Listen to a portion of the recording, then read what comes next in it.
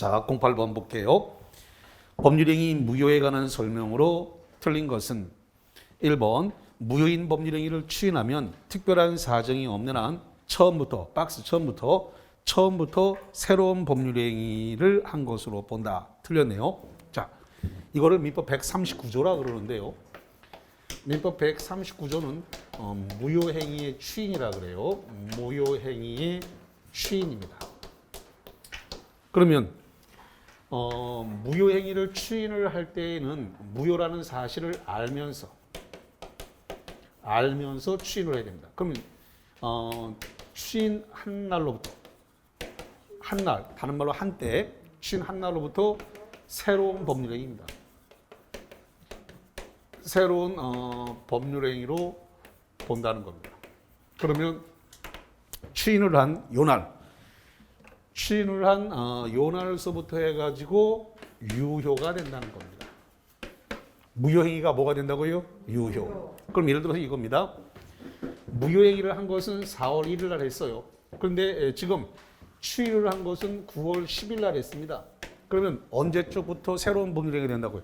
9월 10일부터 유효가 된다. 이 소리예요. 그럼 여기서 중요한 것은 추인을 하게 되면 4월 1일로 소급을 해가지고 지금 유효가 되느냐 이겁니다. 소급이 된다? 안 된다. 소급이 되지 않는단 말이에요. 소급이 뭐예요? 처음부터. 그러니까 추인하면 처음부터 유효로 된다. 이 틀렸단 말이에요. 처음부터 소급이 원칙적으로 허용되질 않아요. 원칙적으로 소급효를 인정하지 않는다. 자, 그럼 거기 1번 무효인 법률행위를 추인하면 특별한 사정이 없는 한 처음부터 소급해서 새로운 법률행위보다 틀렸네요. 처음부터가 아니라 뭐예요? 추인한 날로부터 새로운 법률행위가 되는 겁니다. 추인한 때로부터. 그렇기 때문에 처음부터 그러면 안 되는 겁니다. 이번에 추인의 요건을 갖추면 추인이 뭐예요? 추후에 인정한다. 추인을 요건을 갖추면 취소로 무효가 된 법률행위의 추인도 허용이 된다. 그래서 자,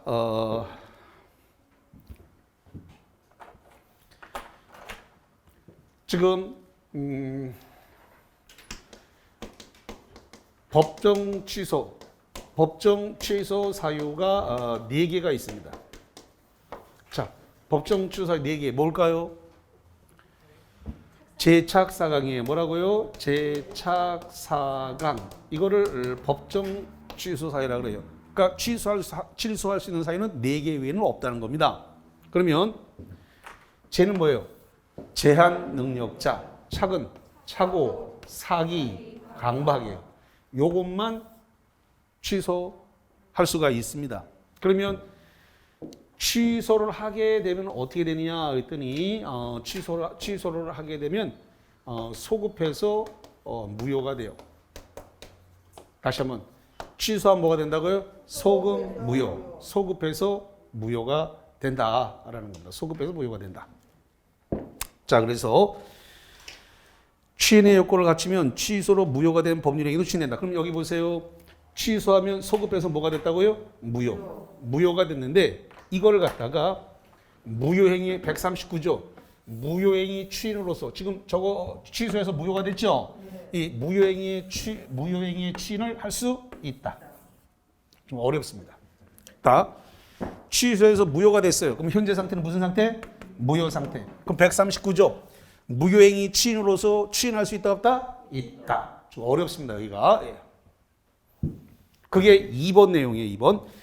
추인의 요건을 갖추면 취소로서 무효가 됐다. 취소로서 뭐가 됐다고요? 무효. 요거 취소로서 무효가 됐다. 취소로서 무효가 된 걸 갖다가 뭐 한다고요? 추인의 대상.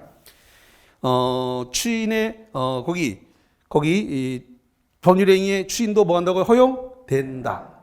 된다. 됐고, 그 다음에 3번. 사회질서 위반이다. 사회질서 위반을 103조 위반이라고 그래요. 다시 한번. 사회질서 위반을 뭐라고요? 103조 위반. 무효는 법률행위 추인이 대상되지 않는다. 아까 첫 시간에 103조, 104조 강행의 법규 위반은 추인이 대상이 아니다. 자, 어디서 해드렸냐 그러면 아까 아까 03번에서 했습니다. 03번. 03번에서 103조 위반, 104조 위반, 그 다음에 강행복귀 위반은 추인이 되지 않는다. 그래서 거기 08번에서 한번 103조 위반이니까 추인의 대상이 되지 않는다는 말은 맞는 말이 되는 겁니다. 4번. 4번은 국어 문제에 해당되는 판례인데 무효인 법률행위에 따른 법률효과가 침해하는 것처럼 보이는 거기 박스 침해하는 것처럼 보이는 자 침해했다는 거예요? 안 했다는 거예요? 침해 안 했어요. 침해하는 것처럼 뭐라고요? 보이는 침해하는 것처럼 보였지만 침해했다 안 했다? 안 했다. 침해하는 것처럼 보이는 위법행위가 있더라도 손해배상을 청구할 수 없다. 없다 동그라미. 왜 없다? 침해 안 했다. 침해하는 것처럼 보였을 뿐 침해가 있었지는 않다. 그러니까 손해배상 청구할 수 없다. 국어 문제야, 국어 문제.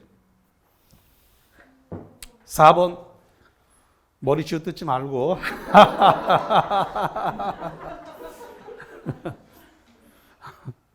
자, 그 다음에 3, 4월에 가서 제가 해드릴 거니까 너무 걱정하지 마세요. 지금 그냥 한번 지금 학습 자체가 메타인지 학습이기 때문에 메타인지는 한번 배웠는데 흐릿해졌어요. 흐릿해진 걸 갖다가 우려내기 까먹기 전에 한번 쓱 우려내는 거기 때문에 그래서 조금 속도를 빨리 해서 갈 수밖에 없고 주어진 시간은 얼마 안 남았고 그러니까 후닥닥 갈 수밖에 없어요. 이거 자세하게 하면 내일까지 해야 돼. 집에 못 가. 애가 울어. 안 된다니까. 그러니까 빨리 해야지. 자, 그래서 폭리행위, 박스 폭리행위는 이거 104조입니다. 이걸 불공정한 법률행위라 그래요. 폭리행위를 다른 말로 뭐라고요? 불공정한 법률행위. 이 무효도 절대적 무효입니다. 104조 무효이기 때문에 무슨 무효라고요? 절대적 무효. 폭리행위로 무효가 된 법률행위는 다른 법률로 전환될 수 있다. 유명한 말이네요. 138조 무효행위의 전환입니다.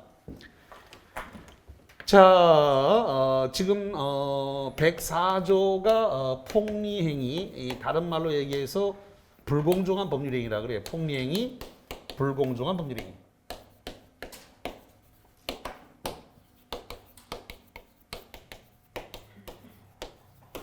폭리행위, 불공정한 법률행위는 무효다라는 겁니다. 무효인데 무슨 무효예요?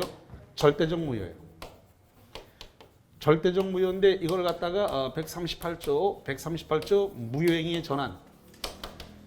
무효행위의 전환으로서 전환시킬 수 있다 없다? 있다. 있다는 겁니다. 무효행위 전환시킬 수 있다. 자, 교재 있으시니까 이거 한번 짚어드리고 갈게요. 물론 3, 4월 과정에서 제가 당연히 할 겁니다만은 일단은 궁금하실 테니까 한 번은 짚어드리고 가겠습니다.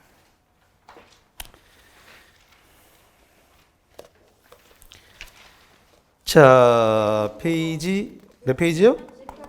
응? 응? 135? 135쪽에 그게 있어요? 무효행위의 전환. 그거 말고 불공정한 법률행위에서 짚어드릴게요. 저쪽 그 51, 52, 52페이지, 52페이지에 자, 저기 52페이지에 있습니다. 52페이지 중간에 5번 동이 판례 바로 위에 있습니다. 판례 위에 5번 동그라미에 있습니다. 무효행위 전환에 관한 민법 138조가 적용될 수 있다는 것이 뭐라고요?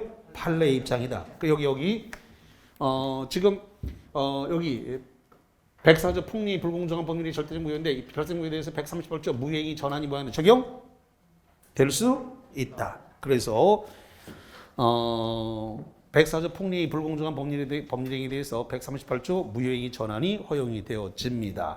판례가 하나 있는데 오늘 제가 그걸 설명할 수는 없어요. 그래서 3, 4월 과정에서 여기 폭리행위 불공정한 법률행위 들어갔을 때 판례를 설명드릴게요. 지금은 설명하지 않습니다. 자, 그래서 거기 08번에 5번 폭리행위로 무효가 된 법률행위는 다른 법률행위 전환될 수 있다. 거기다 138조라고 딱 써놓으세요. 자, 그 다음에 09번입니다. 법률행위 취소에 관한 설명으로 틀린 것은 잠깐만 취소할 수 있는 건 몇 개밖에 없다고요? 제착, 사강 4개밖에 없는데 취소권을 행사하게 되면 형성권이에요. 다시 한번 취소권을 행사하면 무슨 권이라고요? 형성권이에요. 형성권이다. 이 취소는 상대방 있는 단독행위다. 그럼 맞이 틀려요.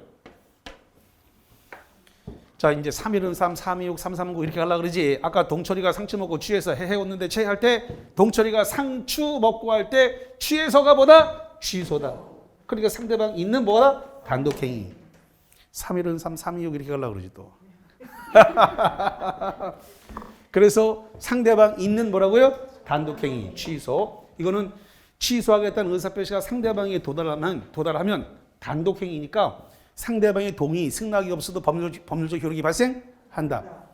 의사표시가 상대방한테 도달만 하면 돼요. 그 상대방이 동의나 승인이 필요가 없어요. 바로 형성권이기 때문에 효력이 발생하는 겁니다. 자, 그럼 공급번 1번. 착오로 인한 취소권은 청구권이 아니라 형성권이다. 여기 보세요. 제착 사강의 착오로 인한 취소권은 무슨 건이라고요? 형성권. 맞네. 두 번째, 취소할 수 있는 법률의 행위의 추인은 이거는 139조입니다. 추인권자가 취소할 수 있는 법률의 행위를 알고서 해야 된다. 그래요. 취소할 수 있는 법률의 행위. 자, 취소할 수 있는 법률의 행위가 뭐죠? 자, 제착 사강 요거를 취소할 수 있는 법률의 행위라 그래요.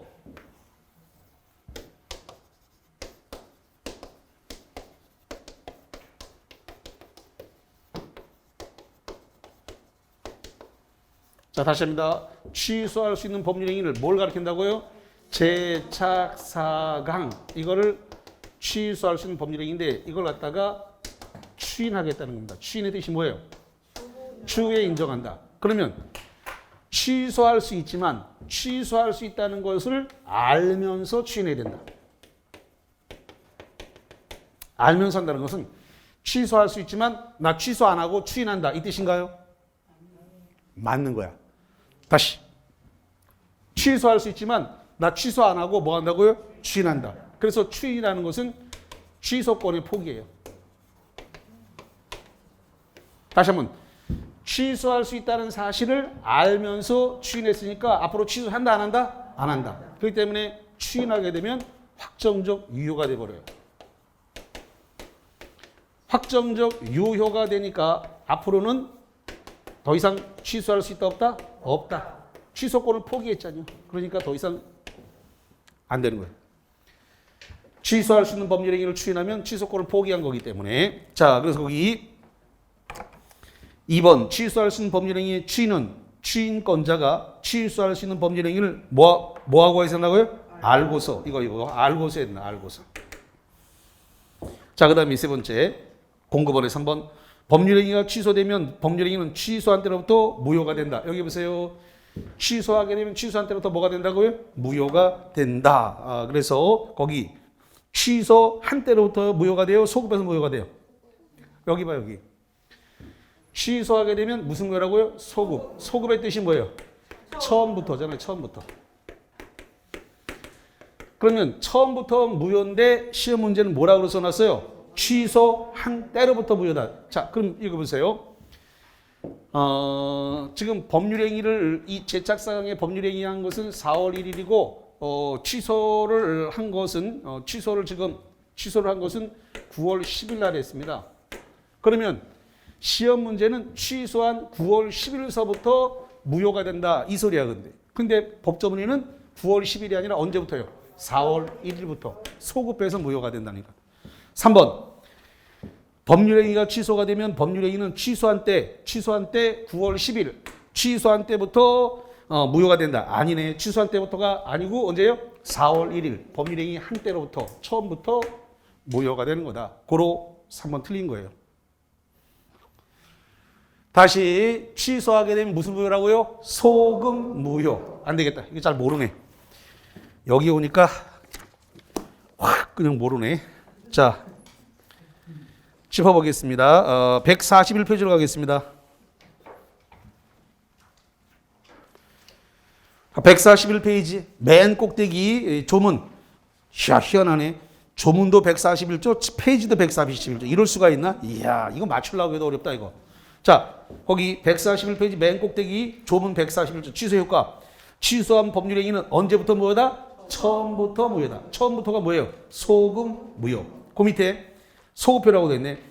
법률행위를 취소하면 법률행위는 소급하여 처음부터 무효인 것으로 본다고요? 본다. 그런데 공급원의 3번은 취소한 때로부터 무효가 된다. 틀렸잖아요. 너무나 많이 틀리는 시험 문제 중에 하나입니다. 이게. 소위 말해서 기본도 안 되는데 시험 보러 왔다 이거지. 기본의 기본이야.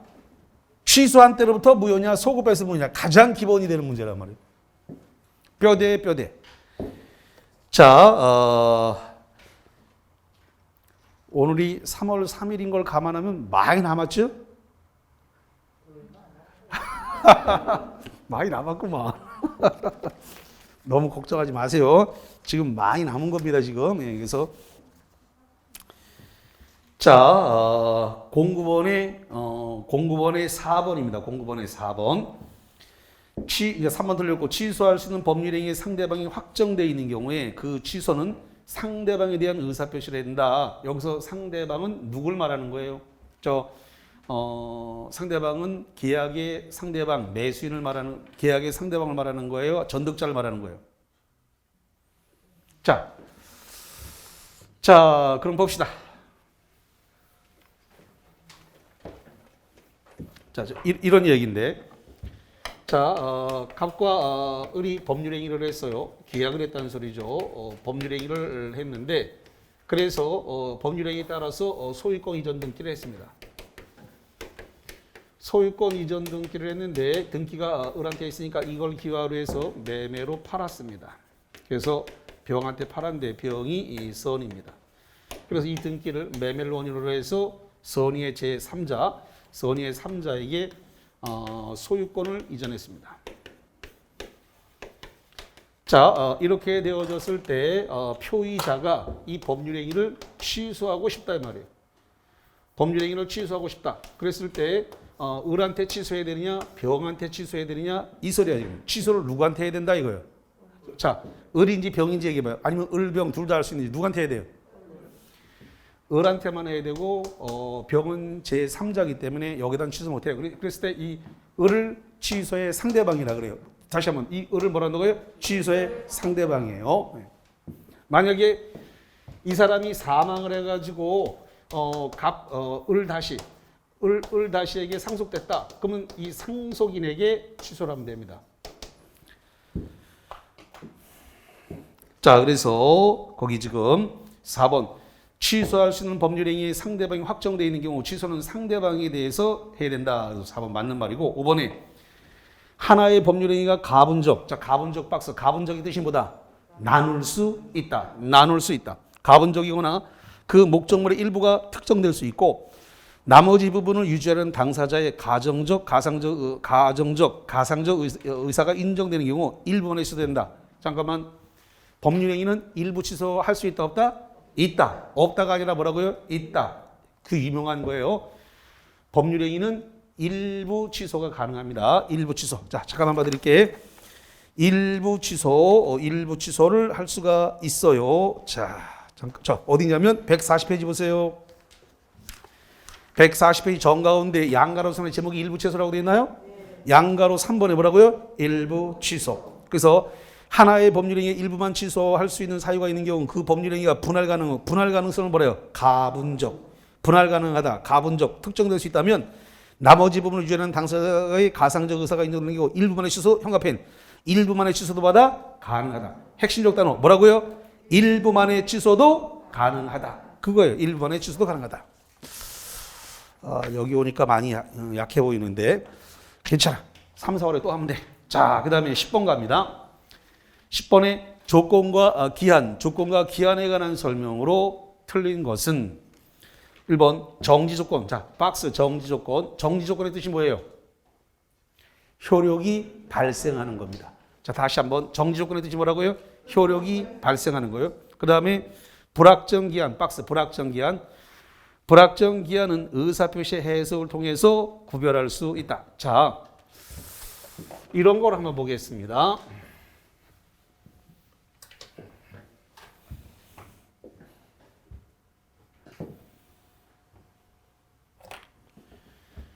자, 조건은 장래 불확실한 사실입니다. 장래 불확실한 사실, 불확실한 사실의 근거를 하는 겁니다. 반면에 기한은 장래 도래가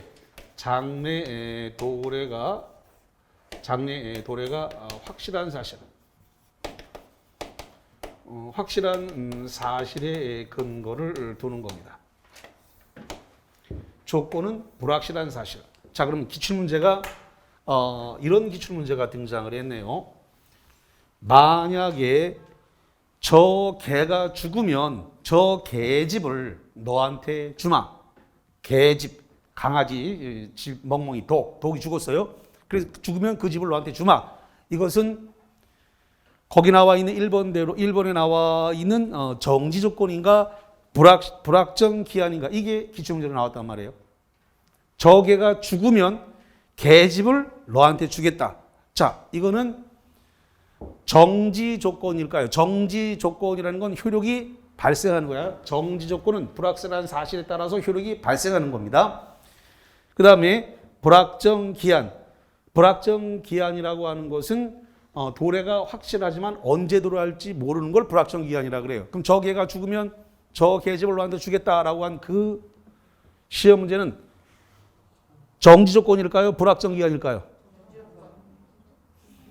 불확정 기한이에요. 불확정 기한. 기출문제 나왔는데, 그러면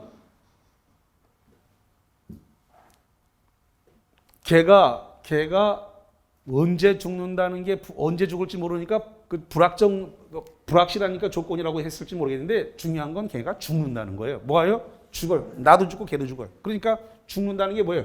확실해. 근데 언제 죽을지를 몰라. 그래서 불확정 기한이에요.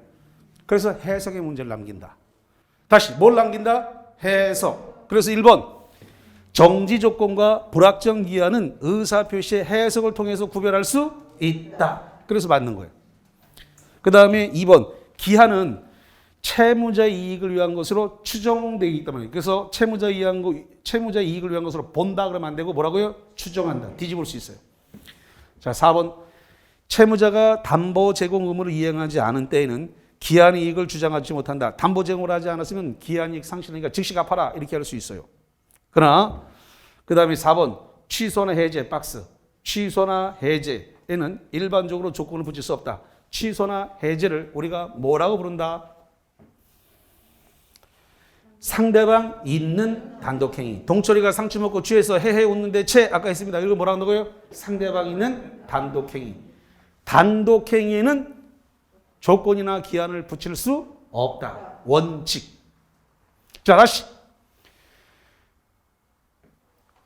단독행위는 조건이나 기한을 붙일 수 있다 없다? 없다. 그러니까 취소나 해제는 단독행위니까 조건이나 기한을 못 붙여요. 다만 단독행위라도 상대방의 동의가 있거나 상대방에게 이익만 주는 경우는 붙일 수 있다라고 하는 예외는 있습니다. 그러나 원칙이 붙일 수 있다 없다? 없다. 그래서 4번 맞는 거예요. 그 일반적으로라고 하는 말이 원칙적으로 그 뜻입니다. 잠깐 4번에 취소나 해제는 일반적으로, 그 일반적으로의 뜻이 뭐라고요? 원칙적으로 그 뜻이에요. 일반적으로가 원칙적으로야. 그러니까 조건이나 기한 못 붙여요. 그 다음에 5번 기한 도래 효과는 원칙으로 소급효가 있다 그랬는데, 여기 조건이나 기한 둘 다 원칙적으로 소급효가 없어요.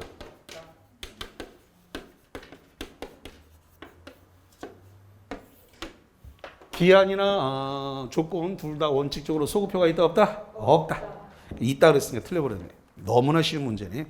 자, 그 다음에 11번 물건이 아니다라는 말이 나왔는데, 만약에 지금 관습법상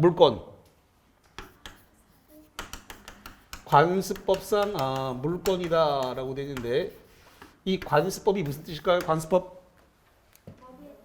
판례를 관습법이라고 그래요. 다시 한번 뭘 관습법이라고 한다고요? 판례를 관습법이래요. 관습법상 물건으로 인정되는 게 4개가 있습니다. 그래서 이걸 명관분양이라고 암기합니다. 어떻게 한다고요? 명관분양.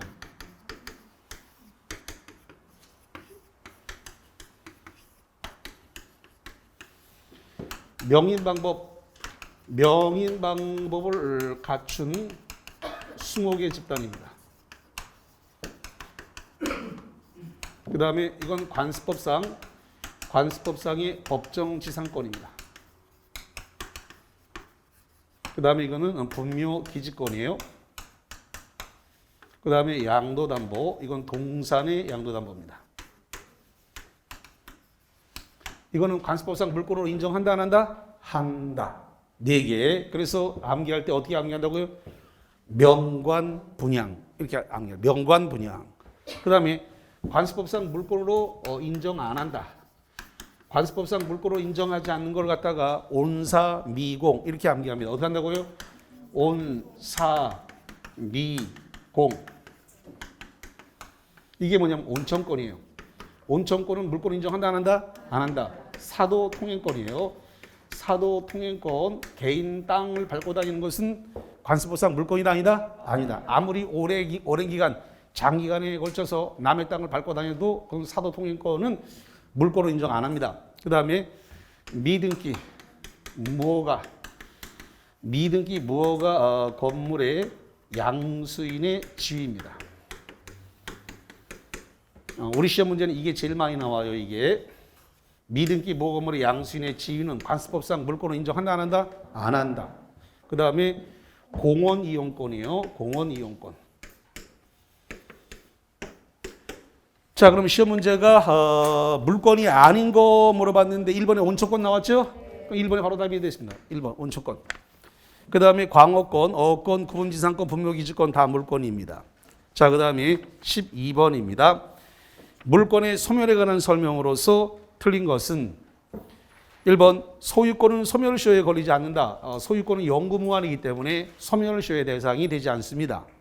그 다음에 지역권. 지역권은 용익물권인데 우리가 지지전, 지상권, 지역권, 전세권은 용익물권은 20년 내에 소멸시효에 걸려요.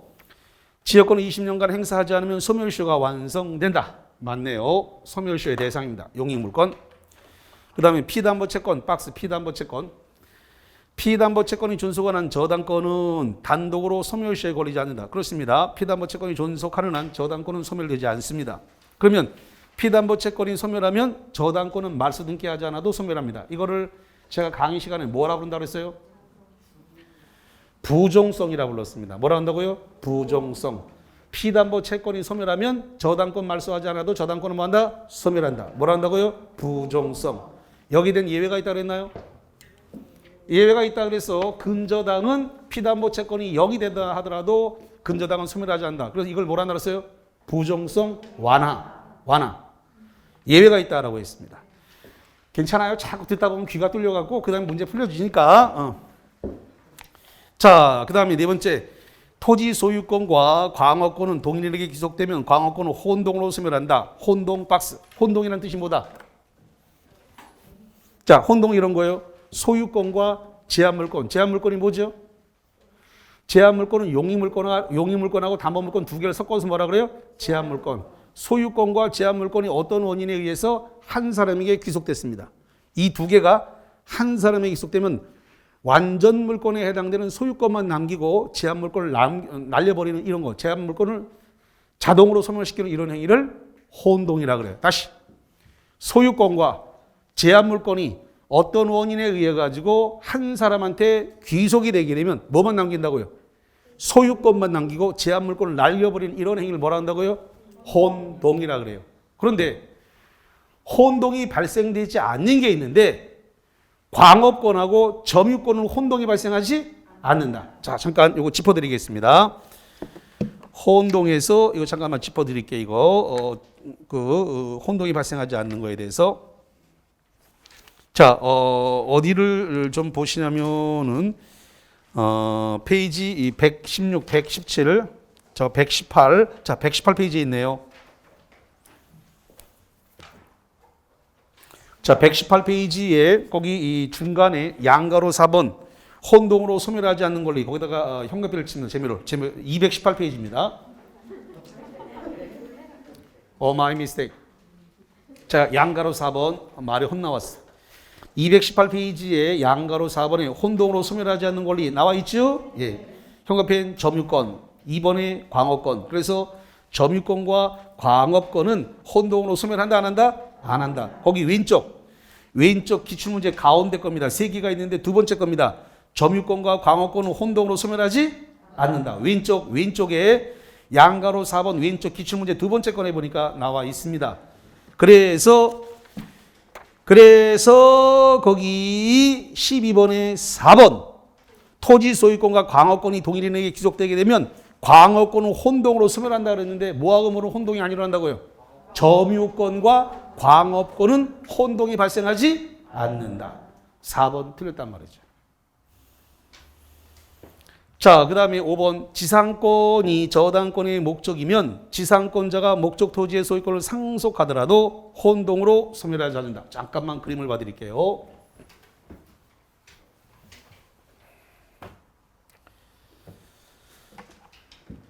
자, 갑의 토지가 이렇게 있습니다. 이 갑의 토지에 대해서 우리 이 지상권을 갖고 있습니다. 이 지상권에 대해서 병이 이 저당권을 갖고 있습니다. 을이 이 갑의 토지를 갖다가 상속을 받았습니다. 그럼 상속을 받았으니까 소유권이 넘어왔다는 소리예요.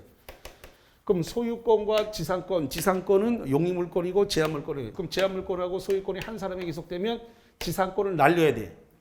근데 지상권을 혼동으로 소멸시키려고 하니까 지상권이 지금 제3자에게 걸려있죠? 네. 지상권이 저당권의 목적이 돼 있잖아요. 네. 그럼 이런 경우는 제3자의 이익을 위해서 이 지상권은 혼동이 일어나지 않는다. 혼동이 발생하지 않습니다. 누굴 위해서? 제3자의 이익을 위해서 혼동으로 소멸하지 않습니다. 그래서 5번 지상권이 저당권의 목적이며 지상권자가 목적 토지의 소유권을 상속하더라도 혼동으로 소멸하지 않는다. 그 뒤에다 쓰세요. 제3자의 이익을 위해서. 뭐라고 쓰신다고요? 제3자의 이익을 위해서. 이렇게. 자, 그 다음에 13번입니다. 점유에 관한 설명으로 틀린 것은 나왔습니다. 점유자는 평원 공연 점유한 것으로 추정된다. 라고 했는데요.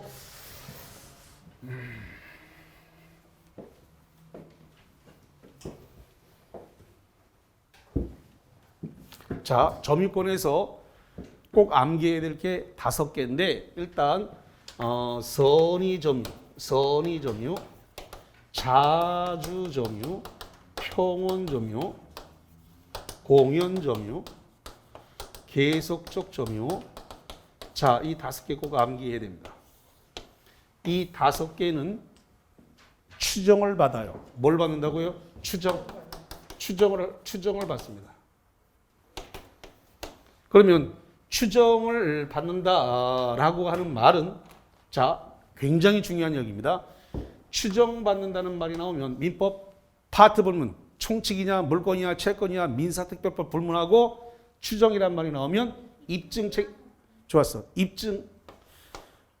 책임을 안 져요. 입증 책임을 지지 않습니다. 굉장히 중요한 내용이에요. 입증 책임이 지지 않습니다. 입증할 필요가 없어요. 굉장히 중요한 이야기예요.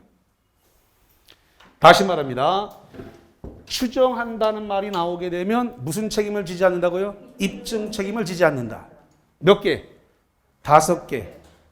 한번 볼봅니다. 어떻게 5개요?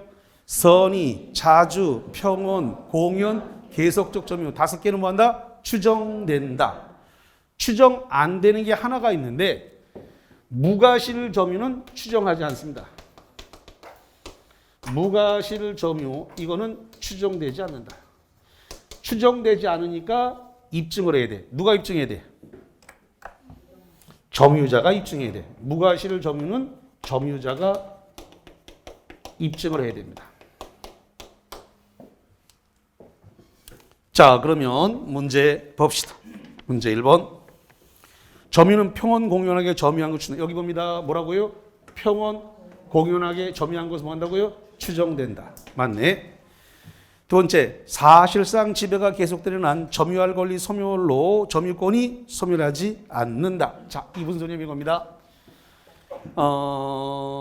지상권이라든가 전세권을 가지고 있는데 계약 기간이 끝났습니다. 계약 기간이 끝났는데 안 비켜주고 계속 점유하고 있습니다. 그러면 점유할 권리는 잃어버렸지만 계속 사실상 점유를 하고 있기 때문에 점유권은 뭐한다? 소멸되지 않는다. 계약 기간이 끝났어도 집기 같은 거 안 빼고 계속 사실상 점유하고 있는 이상 뭐가 발생한다고요? 점유권은 인정된다. 자, 그래서 거기 2번 사실상의 지배가 계속되는 한 점유할 권리의 소멸로 점유권은 소멸하지 않는다. 3번 점유자는 스스로 자주점유 박스 자주점유를 증명해야 된다. 칠판.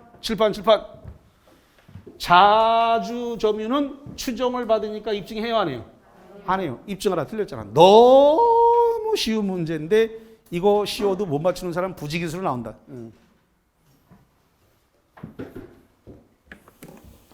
자, 그 다음에 네 번째 간접점유자는 간접점유자는 누구예요? 임대인이에요. 다시 한번 간접점유자가 누구라고요? 임대인. 간접점유자는 목적물 반환 청구권을 양도함으로써 간접점유권을 승계시킬 수 있다. 자, 그러면 이런 거거든요.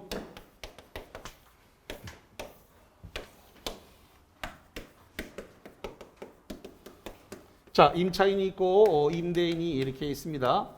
이렇게 있는데 여기 임대인인데 지금 임차인이 이걸 갖다 직접 점유하고 있죠? 잠깐만. 임차를 놨으면 임대인이 와서 점유 안 하잖아요. 그럼 누가 점유해요? 임차인이 점유를 하죠. 그러면 임차인을 뭐라 본다고요? 직접 점유자. 그럼 계약 기간이 끝나면은 이 임차물을 갖다가 반환해야 되죠. 반환해야 돼요. 그럼 임차물을 반환받을 사람을 갑에서 병으로 부동산을 팔았어. 병한테. 그러면 임차물 반환권을 갖다가 이렇게 승계시켜 줬다는 겁니다. 이렇게. 거기 4번 보세요. 간접점유자는 지금 임대인을 갖다가 간접점유자라 그래. 다시 임대인을 뭐라 한다고요? 간접점유자. 자, 간접점유자인데 목적물 반환, 이거 임차물이죠. 목적물 반환 청구권을 양도했다. 팔았으니까 양도가 됐습니다. 그래서 병한테 넘어간 거예요, 이렇게. 양도함으로써 간접점유를 간접점유를 넘겨줄 수 있다 없다? 있다. 임대인의 지위를 뭐했어요? 승계했잖아요. 병이 목적물을 삼으로써 임대인의 지위를 뭐했다고요? 승계. 그 다음에 5번 질문 유명한 판례니까 별표 쳐놓으세요. 건물 소유자가 현실적으로 건물이나 그 부지를 점거하지 않더라도 특별한 사정이 없는 한 건물 부지에 대한 점유가 인정된다. 자, 이런 소리예요. 여기 임차인이 이렇게 있습니다. 임대인이 갑이에요. 그런데 이 임대인이 건물 부지가 있는데 이 건물 부지를 갖다가 임대인이 점유하지 않고 있습니다. 임대인이 점유하지 않고 있지만 이 건물 부지의 점유권은 이 임대인, 건물주에게만 있다. 이렇게 판례가 나온 거예요. 점유를 하지 않아도 누구한테만 있다고요? 건물주.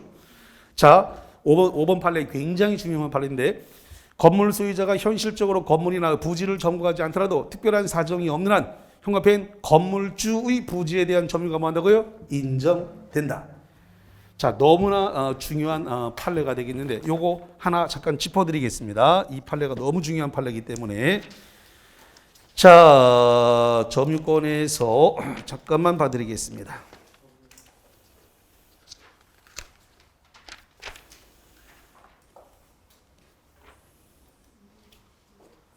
(225페이지) 그 판례입니다. 225페이지 판례, 그 판례의 하단부 판례입니다. 건물 소유자가 실제 건물이나 그 부지를 점유하고 있지 않은 때 그 부지에 대한 점유를 인정할 것인지 뭐라고 써놨어요? 적극. 적극이란 말은 인정한다 안 한다? 인정한다. 그 밑에 사회 통념상 건물은 그 부지를 떠나서 존재할 수 없는 것이므로 건물 부지가 된 토지는 건물 소유자가 점유한 것을 볼 것이고 이 경우 건물 소유자가 현실적으로 건물이나 그 부지를 점거하고 있지 아니하고 있더라도 건물 소유를 위해서 부지를 점유한다고 보아야 한다. 그래서 여기 건물은 임차인이 쓰고 있다 하더라도 건물 부지는 현실적으로 누가 점유하는 걸 본다고요?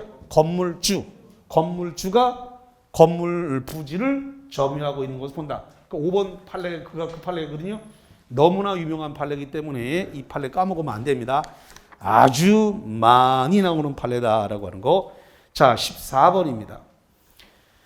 소유권에 의한 설명 중 옳은 것은 1번 물권적 청구권을 보존하기 위해서 가등기할 수 있다 그랬는데 자 이렇게 볼게요. 물권적 청구권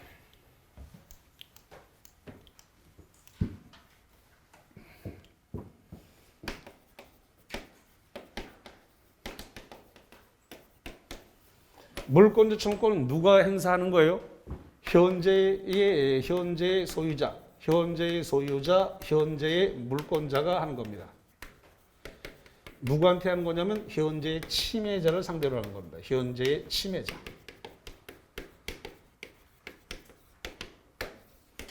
그러면 이 물권적 청구권이라고 하는 것은 물권과 운명을 같이 합니다. 다시 한번 물권과 뭘 같이 한다고요? 운명.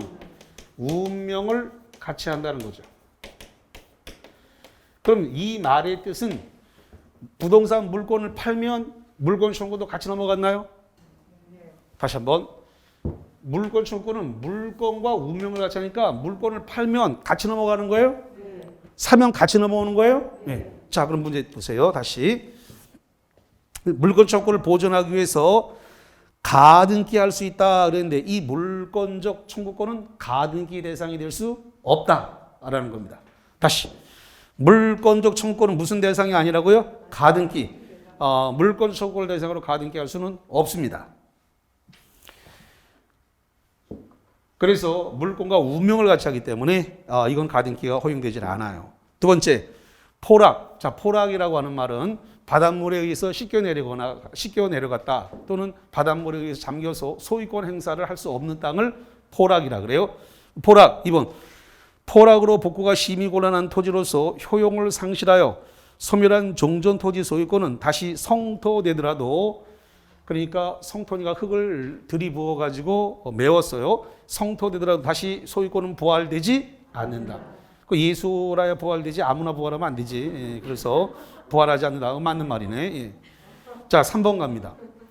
미등기 건물의 양수인은 소유권과 유사한 관습법상 물권을 취득한다. 아까 온사 미공 여기서 온사 미공의 미가 뭐예요? 미등기 무허 건물의 양수인의 법적 지인 관습법상 물권을 인정한다 안 한다?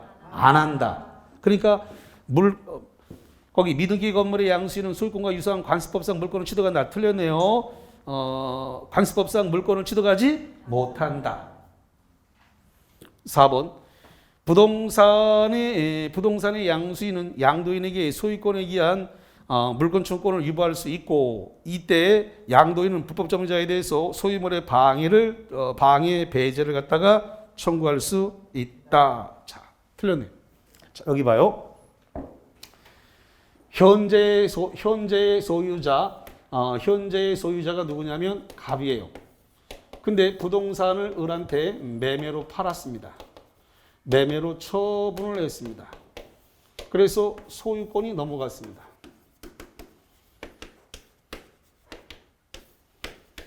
자, 그러면 물권적 청구권, 물권과 운명을 같이 한다 그랬나요? 그러면 갑이 원래 소유자에다가 처분을 했으니까 이 사람을 뭐라고 하냐면 전 소유자라 불러요. 뭐라 한다고요? 전 소유자.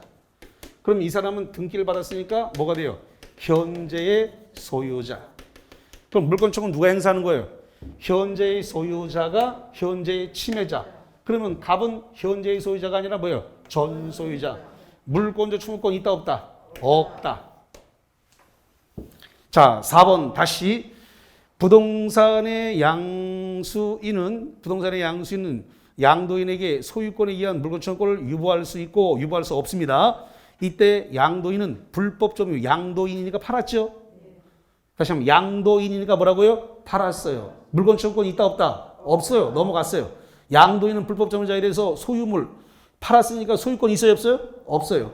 소유물의 방해 배제를 청구할 수 있다가 아니라 없다. 양도인은 소유자가 아니다. 이미 팔았기 때문에 그럼 소유권에 의한 물권적 청구권 없다. 너무나 많이 나오는 시험 문제고 자 5번입니다. 매매계약의 이행으로 토지를 인도받은 매수인이 이전 등기를 마치지 않고 제3자에게 전매했다. 자, 전매 뜻이 뭐예요? 등기하지 않고 팔아먹었다. 이거 전매요. 전매하여 인도한 경우에 매도인은 제3자에게 소유권에 의한 물권적 청구를 행사할 수 있다. 없습니다. 자, 이런 뜻인데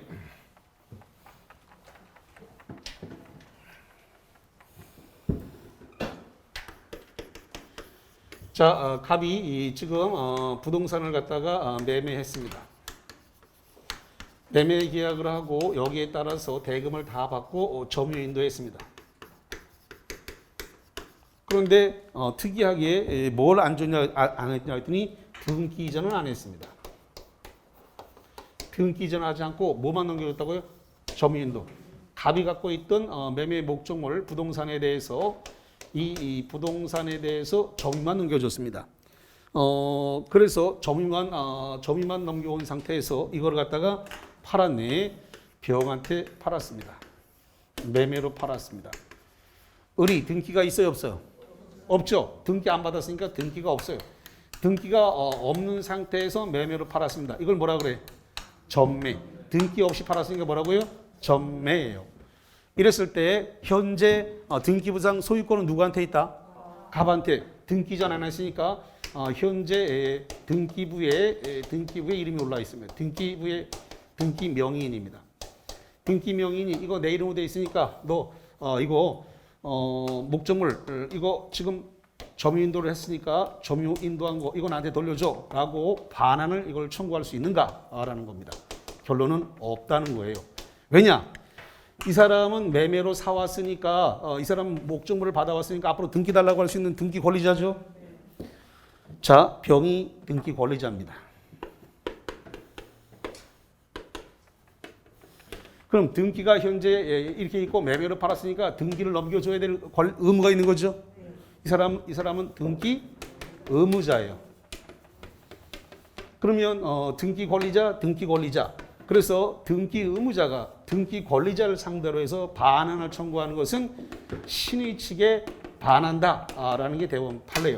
신의 측에 뭐 한다고요? 반한다. 신의 측에 반한다. 그래서 반환 청구 된다 안 된다? 안 된다. 자, 그래서 거기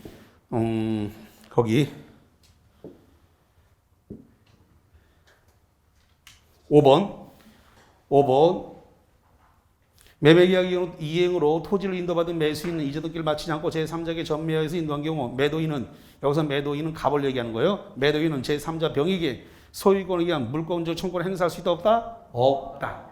왜 없다? 신의 측에 반한다라는 대법원 판례. 신의 측에 반한다.